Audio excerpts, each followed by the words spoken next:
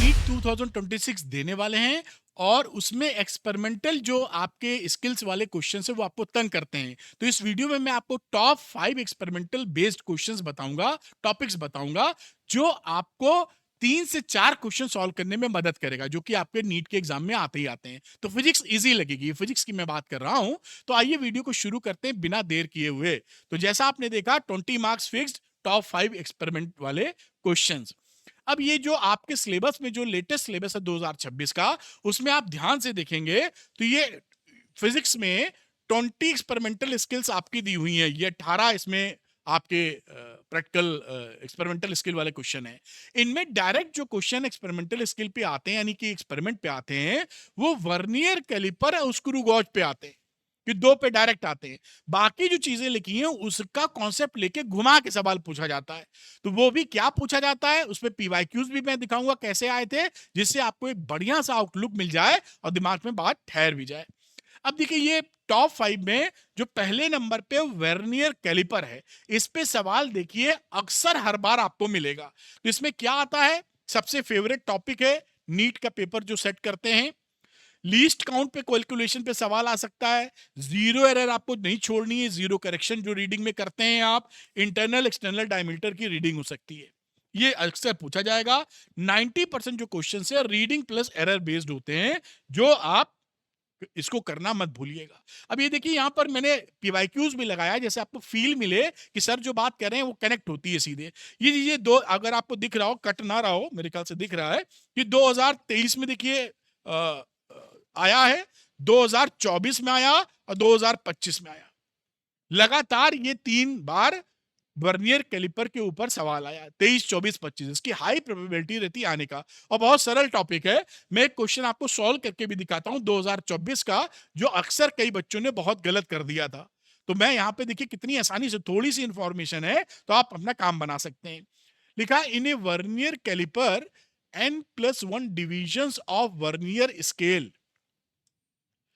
Coincide with n divisions of main scale, यानी n+1 जो division है वर्नियर स्केल का, वो n division of main scale से कोइंसाइड कर रहा है। If 1 MSD main scale division represent 0.1 millimetre, the vernier constant least count कितना होगा, ये आपको पूछ रहा है। सेंटीमीटर में बात ध्यान दीजिए, अक्सर यहां पे घुमा देते हैं, ये एडजस्टमेंट करना पड़ता है। तो आप जानते हैं कि n+1 यानी जितने खाने वीएसडी के क्वेश्चन में दे रखा है, इतने division vernier scale division n division main scale division से मैच कर रहे हैं। तो एक वीएसडी वर्नियर स्केल डिवीजन कितने के बराबर हो गया, n/n+1 MSD के बराबर, मेन स्केल डिवीजन के बराबर। लीस्ट काउंट वर्नियर कैलिपर का क्या होता है, 1 MSD minus 1 VSD। Main scale division और वर्नियर स्केल डिवीजन का जो डिफरेंस है उसे लीस्ट काउंट बोलते हो। तो 1 MSD लिखा, और यहां पर VSD की जगह इसकी वैल्यू आप पुट कर दीजिए, तो n/n+1 MSD।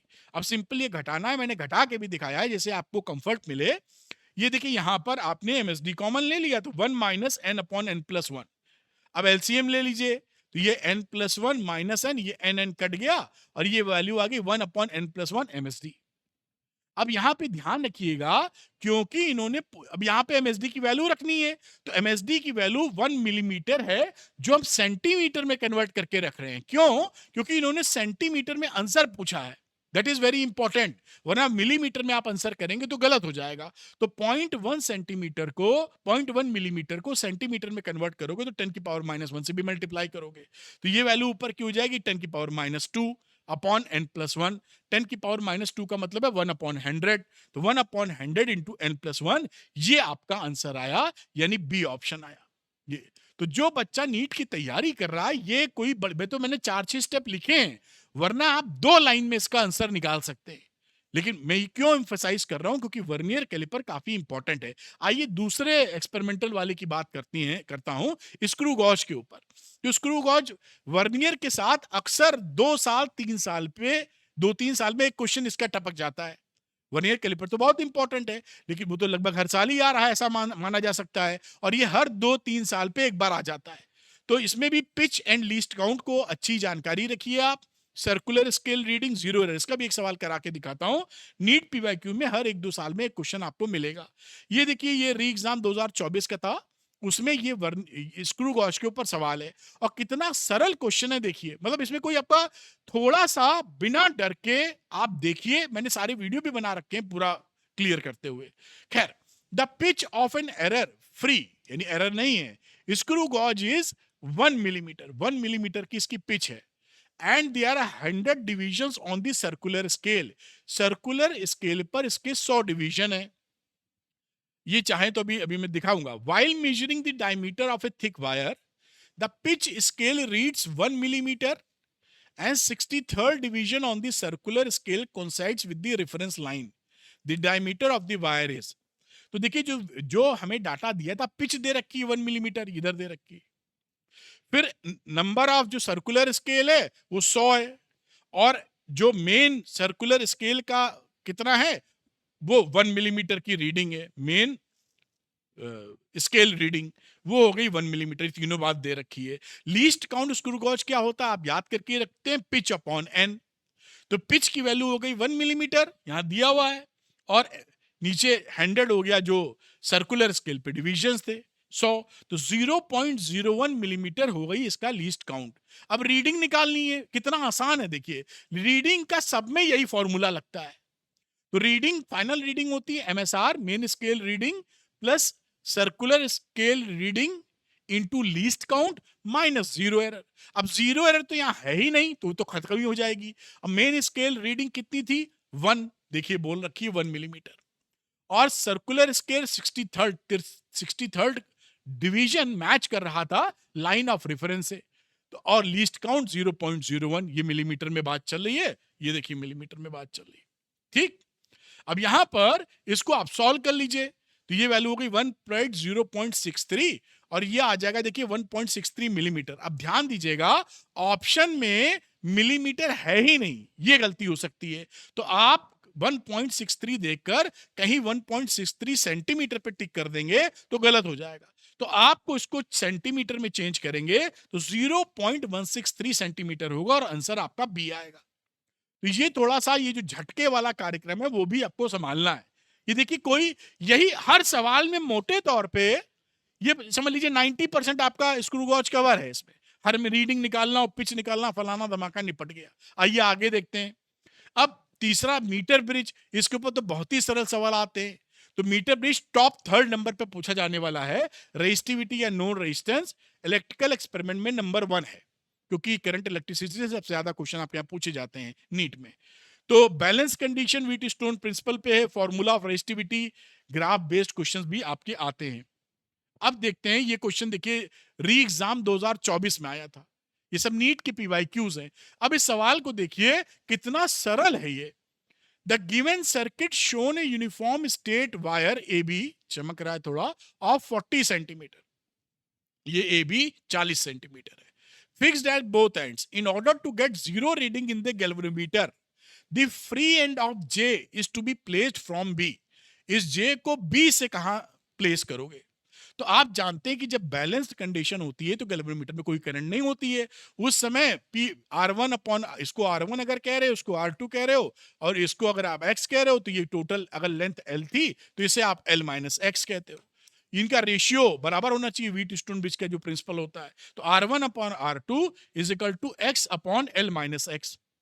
अब R1 अपॉन R2 में 8 अपॉन 12, बहुत देखिए कितना आसान है। x अपॉन 40 माइनस एक्स, ये पूरी लेंथ 40 दे रखी है सेंटीमीटर, क्रॉस मल्टीप्लाई, ये तो ओरली कर लोगे, थोड़ी प्रैक्टिस किए होगे तो ये 320 हो गया, और माइनस 8x, और इधर क्रॉस किया तो 12x, 12 8 20, और ये 320, 0 कट गया, 16 इसका आंसर आया। आंसर 16 नहीं आया, लेकिन ये 20x = 320, और यहाँ x की वैल्यू 16 सेंटीमीटर। अगर कोई बच्चा 16 सेंटीमीटर को टिक कर देगा तो वो गलत हो जाएगा, क्योंकि जो 16 सेंटीमीटर है वो हम लोगों ने ए से निकाला है, ये हमसे पूछा है बी से।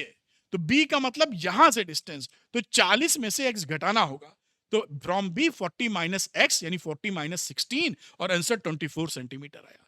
तो ये देखिए गड़बड़ होने के कितने चांस थे, लेकिन डी ऑप्शन आपका करेक्ट आया। देखिए कितना आसानी से आप कर सकते हैं। और आपको दिखाता हूं, ये नीट 2019 का सवाल है, ओरल, आपको कॉन्सेप्चुअल क्वेश्चन है, कुछ करना ही नहीं है। देखिए, the metre bridge shown is in balanced position with P upon Q equal to L1 upon L2, P upon Q equal to L1 L2, ये बैलेंस्ड कंडीशन है। If we now interchange the position of galvanometer and cell, यानी galvanometer और cell को interchange, अदला बदली कर दी जाए, will the bridge work, कह रहा क्या ब्रिज वर्क करेगा? If yes, what will be the balance condition? तो ये कॉन्सेप्ट पे बेस्ड है कि जब भी बैलेंस्ड कंडीशन अचीव हो जाती है, आप सेल और गैल्वेनोमीटर को इंटरचेंज अगर करते हैं तो भी वही बैलेंस्ड कंडीशन रहती है, ब्रिज काम करता है, वही बैलेंस कंडीशन रहती है। इसी वजह से इन दोनों आर्म को कंजुगेट आर्म बोला जाता है। खैर, तो इसका आंसर क्या है? यस, ब्रिज विल वर्क और कंडीशन विल बी सेम। अब इसमें पेन उठाने की जरूरत नहीं, मतलब बायो वाला सवाल है, हो गया बस। तो ये यहां पर आप देखें तो आंसर हो गया, यही कंडीशन है, ये डी वाला आंसर हो गया। देखिए, इसमें कहां कोई टेंशन की बात है, कोई टेंशन की बात नहीं। आइए देखते हैं। और Ohm's law, resistance of wire, ये भी बेसिक होता है, लेकिन इसमें कई बच्चे गलती कर सकते हैं। तो ध्यान रखिएगा, वीआई ग्राफ के स्लोप के ऊपर क्वेश्चन आ जाते हैं, रेजिस्टेंस कैलकुलेशन या ग्राफ इंटरप्रिटेशन के ऊपर क्वेश्चन आते हैं, सरल क्वेश्चन होते हैं, थोड़ा सा ध्यान देते ही कर पाएंगे। जैसे मैं एक पीवाईक्यू दिखा रहा हूं, ये ओरल है। अब इसमें लिखा है, ये 2020 का सवाल है नीट का, which of the following graph represent the variation of resistivity with temperature T for copper? अब जिसने पढ़ा है उसके लिए 1 सेकंड का सवाल है। कॉप, जो मेटल्स होते हैं, वो मेटल जब आप टेम्परेचर बढ़ाते हो तो रेजिस्टिविटी उसकी तेजी से बढ़ती है।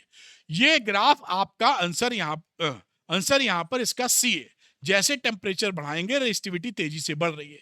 ये जो ग्राफ होता है, ये एलॉय के लिए रहता है, इसमें टेम्परेचर डिपेंडेंस क्या, मैं लीनियरली बढ़ रही है, ये देखिए कुछ काफी तेजी से बढ़ रही है, एक्सपोनेंशियली कह सकते हैं। ये आपका एलॉय का कर्व है, ये आपने पढ़ा होगा, नहीं पढ़ा तो पढ़ लीजिए। ये सेमीकंडक्टर है, सेमीकंडक्टर में क्या होता है, टेम्परेचर बढ़ाने पर रेजिस्टिविटी घटती है, और ये आपको भ्रमित करने के लिए दिया गया, ऐसा कोई कर्व होता नहीं कि टेम्परेचर बढ़ाने पे उस तरह का प्लेटफॉर्म मिले। तो खट से आप समझ गए कि भैया इसका आंसर सी है, पेन भी नहीं उठाना है।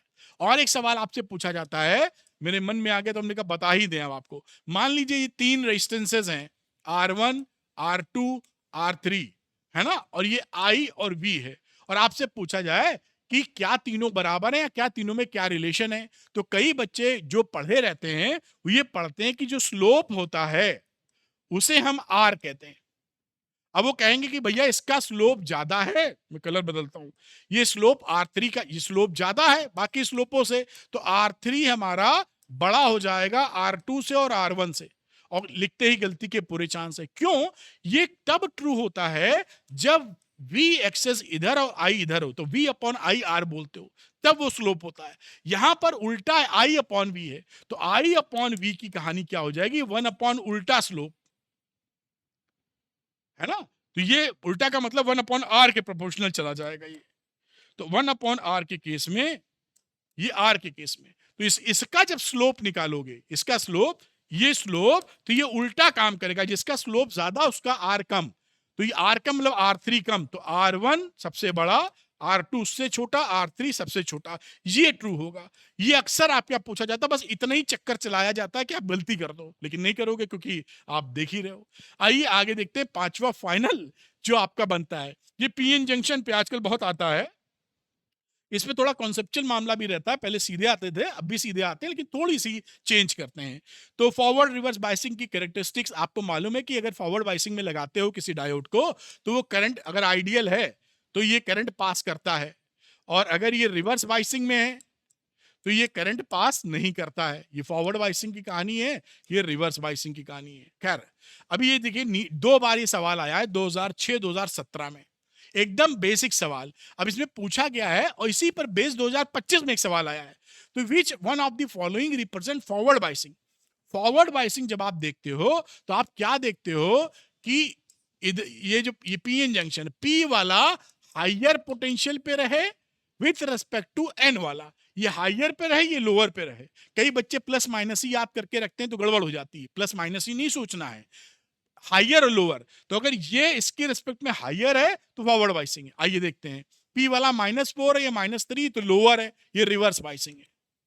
दिख रहा है ना, ये पी वाला -2 है, ये बड़ा है, ये भी रिवर्स बाइसिंग है। हमें तो ये बड़ा चाहिए ना, इधर 3 वोल्ट है 5, अरे तेरी तो ये भी रिवर्स बाइसिंग है। और ये देखिए चौथा 0 -2 ये फॉरवर्ड बाइसिंग है। तो इसका आंसर आपका आ गया बेटा डी, क्योंकि ये जो पी वाला पीएन जंक्शन का पी वाला सिरा 0 वोल्ट पे है और एन वाला उससे कम है, तो ये हायर पोटेंशियल है, लोअर, खत्म। मतलब ये प्रैक्टिस किए रहेंगे तो हम तो समझा रहे हैं, मतलब 30 सेकंड भी ज्यादा है इसके लिए भाई, आप बिल्कुल ना घबराइए। अच्छा, इसी पे बेस्ड ये देखिए क्वेश्चन 2025 में आया था, ये तो 2 बार आ चुका है। इसी के ऊपर 2025 में एक सवाल आया था, बस इन्होंने एक लॉजिक थोड़ा सा और लगा दिया, करना वही, आइए दिखाते हैं आपको ये भी। चलो, ए फुल वेव रेक्टिफायर, ये फुल वेव रेक्टिफायर का डायग्राम है, उम्मीद है आपने पढ़ा होगा। With diodes D1 D2 is shown in the figure if input supply voltage is this one। ये AC सप्लाई लगी, उसका वोल्टेज दे रखा है। कहा है कि T बराबर 15 मिली सेकेंड पे आप बताइए कि भैया कौन सा फॉरवर्ड बायस्ड है, कौन सा रिवर्स बायस्ड है। तो आप जैसे ही V इनपुट में 220 साइन 100 पाई और टाइम की जगह आप 15 मिली सेकेंड रख देंगे, 15 इंटू 10⁻³ मिली सेकेंड में। अब आप वोल्टेज निकाल लीजिए, तो V इनपुट कितना आया, 220 साइन, बस देखिए यही लॉजिक है, बाकी पी अभी हम देख लेंगे उसको।